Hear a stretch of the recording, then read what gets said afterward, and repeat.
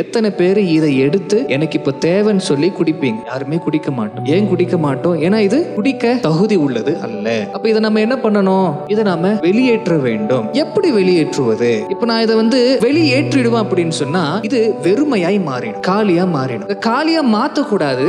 ஆனா இதை நான் சுத்தப்படுத்தணும்னு எப்படி பண்ணணும்?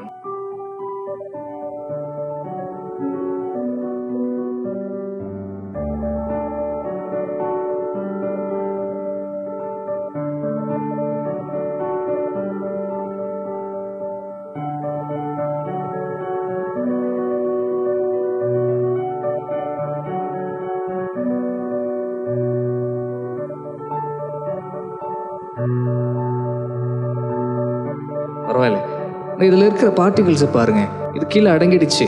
இந்த கலரை பாருங்க, கலரும் மாறிடுச்சு, சுத்தமாயிடுச்சு. ஆண்டவர் நம்மை இதற்காக தான் அபிஷேகம் செய்கிறார்.